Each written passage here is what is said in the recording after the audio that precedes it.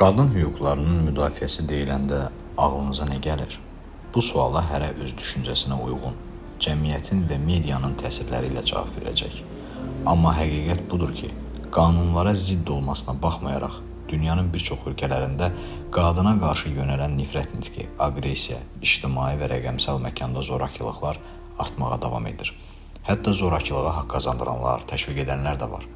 Mart ayının 7-sində Fransanın Azərbaycandakı səfirliyi, Azərbaycanda Fransız İnstitutu, Gender and Media Watch və Kitabistan qadın hüquqlarının müdafiəsi ilə bağlı 3 ölkənin Fransa, Meksika və İsveçin təcrübələrinin müzakirə edildiyi panel müzakirəsi təşkil etmişdi.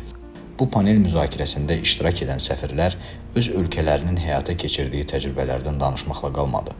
Onlar qadın hüquqlarının müdafiəsi ilə bağlı aparılan işlərin daimi olaraq təkmilləşdirilməli olduğunu bildirdilər. Əslində bu tamamilə doğru yanaşmadır. Çünki zorakılığın qarşısını ancaq təkmilləşdirilmiş mexanizmlər ala bilər.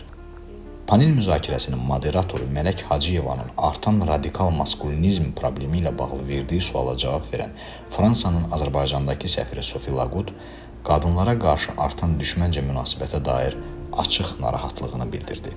Bəli, bu getdikcə artan bir narahatlıqdır. Gender bərabərliyi üzrə Ali Şura son illik hesabatını dərc edib və rəqəmlər həqiqətən çox narahatlıq doğurur. Belə ki, 15 yaşdan yuxarı kişilərin 23%-i düşməncə maskulinizm ideologiyasını qəbul edir.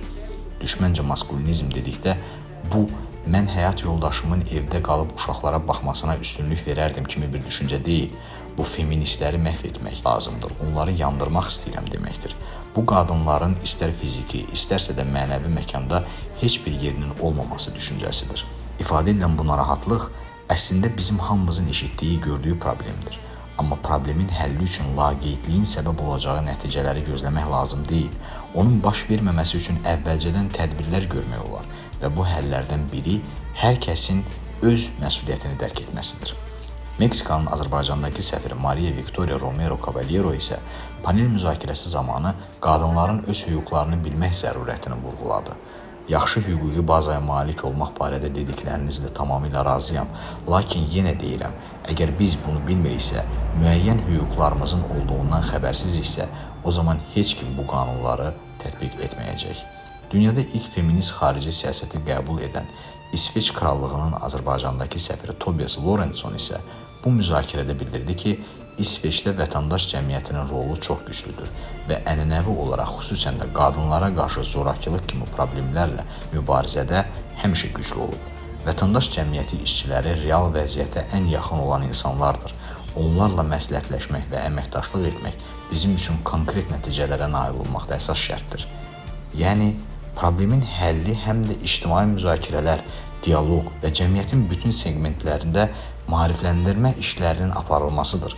Qadınlara qarşı zorakılığa ancaq birgə etibar, birgə əməkdaşlıqla son qoyula bilər. Əlbəttə, bunun üçün qanunlar da olmalıdır, işləkliyi də təmin olunmalıdır. Amma ən əsası problemli məsələlərə dair həvəskar yanaşmalardan xilas olmaqdır. Əksi halda problem həll olmayacaq, özündə immunitet qazanaraq daha genişlənəcək.